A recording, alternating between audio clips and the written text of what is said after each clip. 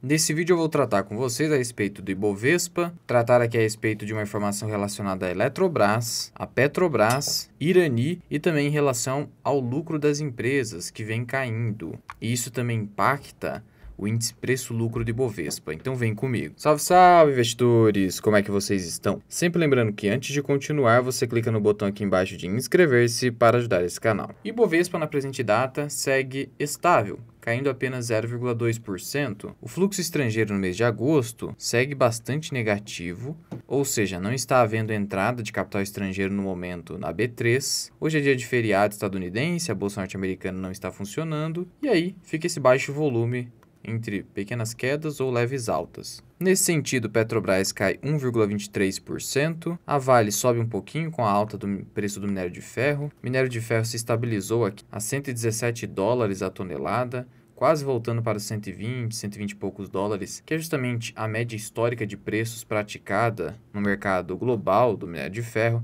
Aço subindo, Petrobras cai, apesar de o petróleo estar ali subindo um pouquinho, e a Eletrobras, que cai um pouco nesse momento, acaba sofrendo ali com uma decisão da Justiça do Trabalho, determinando a suspensão do programa de demissão voluntária 2023 da Eletrobras. A decisão foi do ministro Alexandre Belmonte, do TST. Essa suspensão é de 15 dias e deve impedir novas adesões ao programa de demissão voluntária. É bastante comum programas de demissão voluntária quando uma empresa é privatizada. Recentemente tivemos isso com a Copel. Esse programa tem previsão de saída de até 1.574 colaboradores. O TST suspendeu dizendo que a Eletrobras não respondeu a uma tentativa de mediação, acordo, junto a entidades sindicais, então promoveu esse desligamento como uma forma de punição à Eletrobras. A Eletrobras, obviamente, está discutindo essa decisão e que ainda está contratando outros funcionários. Então está havendo também aqui um giro na Eletrobras, mas ela deve resolver isso com facilidade. Até por isso que o mercado não está batendo tanto nela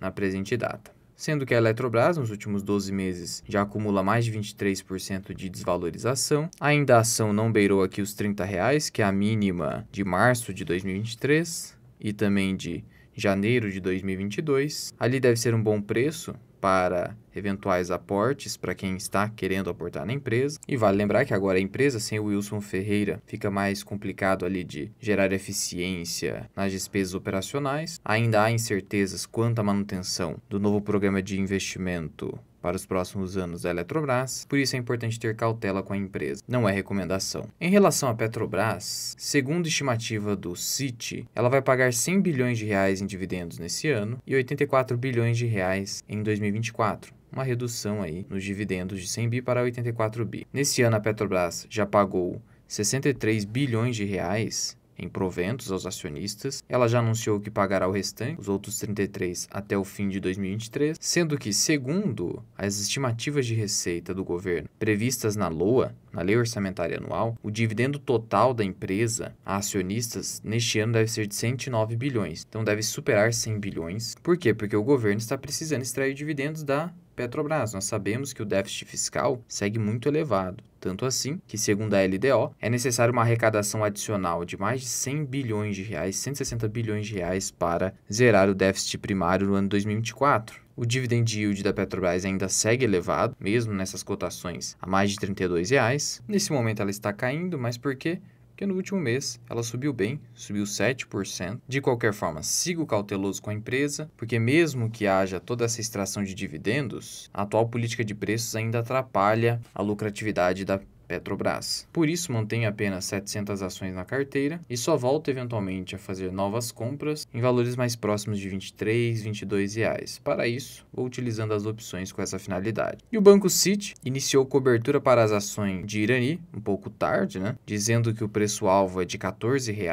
Lembrando que as casas de análise e bancos de investimento, elas inserem esse preço-alvo porque é um preço em relação ao qual você precisa comprar bem abaixo dele. Porque se chega no preço-alvo, a recomendação muda para neutra, ou até mesmo um pouco antes disso. Então, na prática, quando você tem esse preço-alvo de R$ 14, por exemplo, é para você comprar, segundo a casa de research, até os 13, por exemplo. Atualmente, Irani está ali na casa dos R$11, tendo uma queda hoje de 2,76%. É uma correção, afinal de contas, nos últimos 6 meses sobe quase 30%, mais do que normal isso aqui. Segundo o Citi, as tendências estruturais continuarão a favorecer desempenho superior do setor em relação à economia doméstica no médio prazo, ou seja, esse segmento de papéis e embalagens, principalmente embalagens. Isso por conta do forte crescimento do comércio eletrônico e o aumento da conscientização sobre a sustentabilidade, a troca do plástico para fibras, além também do baixo consumo per capita e dos mercados fragmentados, que devem seguir dando apoio ao crescimento de demanda no Brasil no médio e no longo prazo. Eles consideram que, apesar de toda a alta nas ações, os resultados da sua plataforma Gaia ainda não estão no preço, então isso deve favorecer mais uma alta aí de pelo menos 20% na visão deles. O múltiplo alvo deles, EV sobre EBITDA, é de 8 vezes, a empresa está em 6,9, para 2024 6,4 vezes. Um múltiplo de 8 vezes EBITDA eu considero um pouco caro, por isso eu não iria por esse caminho desse múltiplo alvo. De qualquer forma, se você considerar que a própria Klabin está negociando a múltiplo de 7 vezes EBITDA, a gente poderia sim ter a Irani chegando a um múltiplo como esse de 7 vezes, mas 8 vezes fica um pouco pesado. De qualquer forma, o potencial de crescimento, se você comparar o valor de mercado da Klabin da ordem de 25 bilhões atualmente, com o valor de mercado da Irani de quase 2,5 bi, teríamos aí um crescimento potencial de 1000% até alcançar Klabin, mas isso aqui é muito tempo para acontecer. Pode sequer acontecer. De todo modo, comprar Irani para o longo prazo, médio prazo, ali com toda essa tendência ESG de demanda estável e crescente por papéis e embalagens aqui no país, faz sentido. Comprar ali até no máximo R$12, 11,50 Irani, sendo um pouco mais otimista, R$12, o múltiplo de 7 vezes EBIT, pode fazer sentido, não é recomendação. Lembrando que a empresa reportou um lucro líquido no último trimestre de mais de 220 milhões de reais, seu endividamento está em quase 2 vezes, que seria, segundo seu CEO, o pico de alavancagem, próximo disso, e mesmo a empresa vindo nessa fase de crescimento, com um pouco de alavancagem, mas muito controlada, abaixo de 3 vezes EBITDA numa empresa que cresce como a Irani é algo espetacular, ela paga um excelente dividendo e continua no índice de dividendos da B3, sendo que uma receita projetada para a Irani nesse ano pode ficar acima de 1,5 bilhão de reais. É importante olhar para o crescimento da receita, como está a receita em empresas de crescimento, como é o caso da Irani. As receitas vêm crescendo aí a uma taxa interessante, devem crescer ainda mais com as novas entregas da plataforma Gaia. A empresa aí negociando abaixo de 3 bilhões de reais e uma receita projetada de 1,5 bi, ela negocia 2 vezes receita. Eu considero um múltiplo bastante interessante. A verdade é que ela pode, na minha visão, superar bem mais do que 1,5 bi de receita nesse ano. Pode chegar eventualmente a 1,8 e isso tornaria a empresa mais interessante ainda, até os 11,50 no máximo R$12 ali, se você for um pouco mais otimista. Então ainda é possível sim comprar a Irani, por mais que tenha subido tanto, porque de novo, se você comparar o tamanho da Irani frente à Klabin, essa subida é insignificante nesse sentido. Mas é claro, a receita de Klabin é de 20 bilhões no ano. Irani, quase 2. Então, você tem aí uma diferença que bate com o valor de mercado das empresas. Então, não se engane. É o potencial de crescimento da Irani que é mais interessante. E por fim, tratando aqui dos lucros das companhias listadas em bolsa, no geral ele contraiu 34%. E veja, quando há essa contração, o índice preço-lucro do Ibovespa acaba subindo. Subiu para 6,45 vezes. Então antes estava aqui embaixo a quase 5 vezes, e aí, com essa contração nos lucros, acabou subindo. Porque é o índice preço-lucro. O preço subiu um pouquinho e o lucro caiu. Isso promove uma alta no PL, faz a bolsa ficar mais cara, mesmo que ela não tenha subido muito. De qualquer forma, a média de preço-lucro do Ibovespa é aqui acima de 10 vezes a 11 vezes lucro. Então, de qualquer forma, mesmo com essa retração, a bolsa ainda segue descontada, não se assuste. Mas por que aconteceu essa retração? Principalmente pela desaceleração da atividade econômica e pelo cenário de Selic alta, porque o cenário de Selic alta ocasiona despesas financeiras enormes para as empresas e isso reduz o lucro líquido.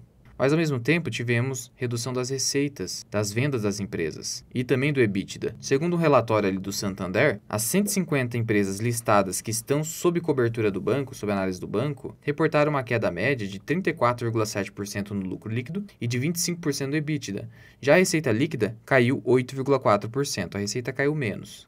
Os setores que foram melhores no segundo trimestre de 2023 foram os setores de educação, papel e celulose, com Irani e Klabin, por exemplo, e utilities. Vemos também como o Sanepar vem performando muito bem nos últimos trimestres. Esses setores viram seus lucros crescerem 444% em educação, 352% em papel e celulose, 58% em utilities. Já os destaques negativos foram para os setores de alimentos e bebidas, houve queda ali de 95%, mineração 82% e siderurgia, por exemplo, Usiminas, CSN e aqui mineração, CSN Mineração e principalmente Vale. Segundo Santander, os destaques negativos para as empresas que são cobertas pelo Santander é o grupo SBF, que é o grupo controlador da Centauro, CSN, Marfrig e Localiza. Acontece que, segundo Santander, apesar de toda essa queda, isso já está no preço, porque, segundo ele, mais de 80% das companhias analisadas reportaram um EBITDA dentro do esperado pelo banco. Então isso já estava no valuation das casas de análise, por isso que não houve tanta volatilidade assim. Teve bastante saída de capital estrangeiro, mas no acumulado houve uma queda de 5, 6%.